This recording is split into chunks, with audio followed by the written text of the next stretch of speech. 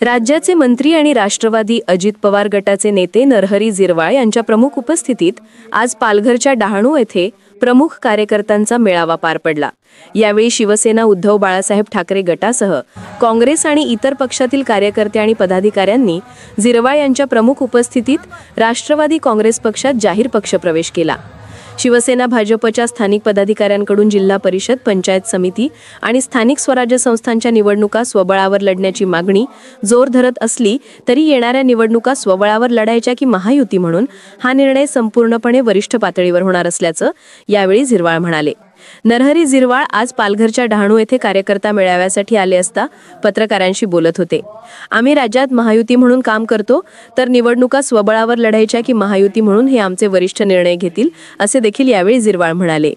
माध्यमातून सर्व पालघरवासियांना आणि महाराष्ट्रातील तमाम जनतेला मी दीपावलीच्या लाख लाख शुभेच्छा देतो। आणि आज कोणाचं काय चाललंय याच्यापेक्षा आम्ही सरकारमध्ये महायुतीत आहोत। वरिष्ठ स्तरावरून आम्हाला सूचना आहेत की महायुती म्हणून आपल्याला लढायचं आहे। त्या पद्धतीनं लढून जागा कोणत्या मिळतील, काय मिळतील हे तर काही माहित नाही, म्हणून आपण सर्व ठिकाणच्या कार्यकर्त्यांना एकत्र करू। राष्ट्रवादी काँग्रेस पक्ष दादांचे म्हणजे राष्ट्रवादी काँग्रेस पक्षाच्या सगळ्या कार्यकर्त्यांना, नेत्यांना एकत्र करून आणि तशा पद्धतीने तयारी सुरू केलेली आहे। प्रत्येकानं वेगवेगळ्या पद्धतीने केली असेल, वेळेवर काय व्हायचं ते करू, परंतु आज तरी महायुतीत आहोत। महायुतीच्या पद्धतीने आम्ही सगळ्या कार्यकर्त्यांना सूचना केल्या। एकंदरीत आपल्या कार्यकर्ते बैठकीमध्ये अनेक लोकांनी त्यांच्या पक्षामध्ये कसं चालू आहे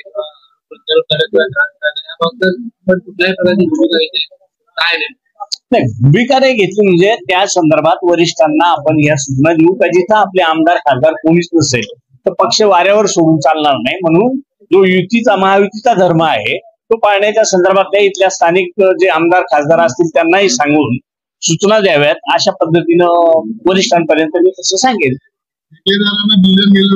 विकास ठप्प झाला आहे पालघर जिल्ह्यामध्ये, कोट्यावधीची बाकी आहे आणि शासन पैसे देत नाही, त्यामुळे विकास ठप्प झालेला आहे। काय म्हणणं आहे ते पालघरच नाही, पूर्ण महाराष्ट्रभर जी काही आत्ताची आर्थिक परिस्थिती जी आहे ती आता खूप साऱ्या प्रकारची बिलं वगैरे वित्त विभागाला सबमिट झाली होती, परंतु अतिवृष्टीचं कधी थांबते, कारण अतिवृष्टी मराठवाडा विदर्भ जर आपण बघितलं किंवा पश्चिम महाराष्ट्राचा काही भाग बघितला तर एक वेळ बिलं आजची उद्यावर झाली तर चालू शकतात असं एकूण काढलं, जोपर्यंत दुसरी कुठली ऍडजस्टमेंट होत नाही। आता केंद्रानं नव्यानं आर्थिक मदत करायचं मान्य केलंय, त्याच्यामुळे मागच्या हप्त्यापासून बऱ्याचशा कामांच्या फाईल या मुवमेंटमध्ये आहेत।